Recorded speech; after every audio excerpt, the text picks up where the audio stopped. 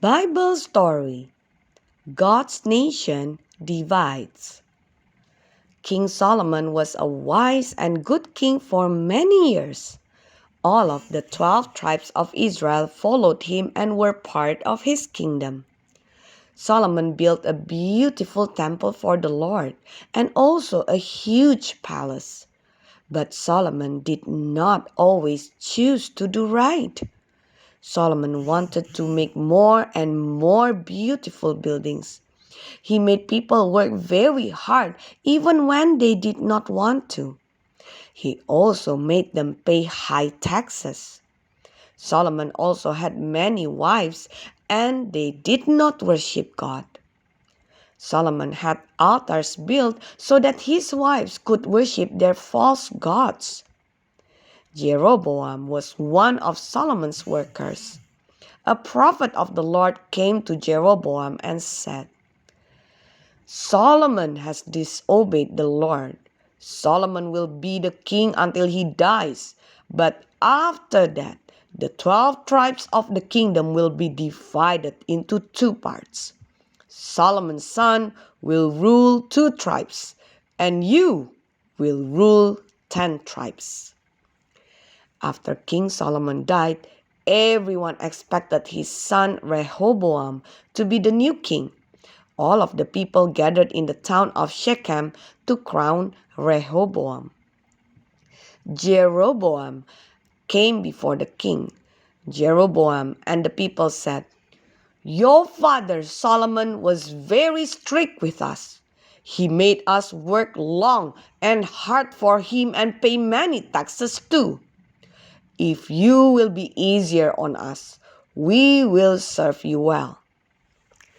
Rehoboam said, "I need 3 days to think about this." The people went away.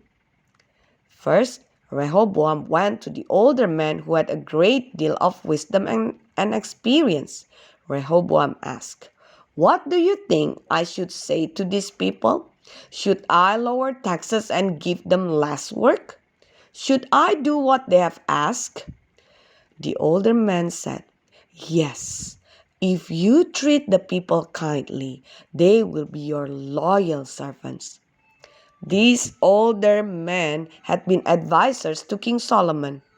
They knew that the people were not happy when they had to work so hard. They wanted Rehoboam to be a good king. But this was not what Rehoboam wanted to do.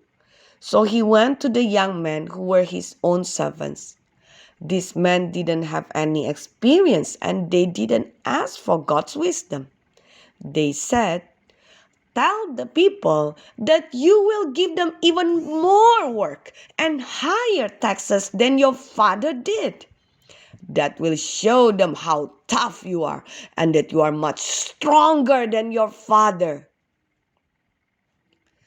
3 days later, when Rehoboam met with the people of Israel again, he followed the young man's foolish advice and said, "I am going to be even stricter than my father was. More work and higher taxes." Rehoboam thought that acting tough would make the people respect and serve him. But this was not God's way of thinking or acting. The people were very angry. Many of them did not want to follow a king who was going to be mean. 10 of the tribes decided to make their own country and have Jeroboam as their king. They named their country Israel. They decided that they would never come to Jerusalem and the temple again. They would make their own place to worship. 2 of the tribes stayed with King Rehoboam. These were the tribes of Judah and Benjamin. They decided that the new name for their country would be Judah. They used to sometimes be called Israel too, but now they would never use that name again. God knew all along that Rehoboam would make a bad choice. Everything happened just like the prophet of God had said that it would. the kingdom of God's people divided into two parts. Rehoboam was not a good king, and he did not follow God. Jeroboam was not a good king either. It was very sad because many people stopped worshiping God and began to worship the false gods of the countries around them. King Rehoboam must have wished that he had listened to good advice.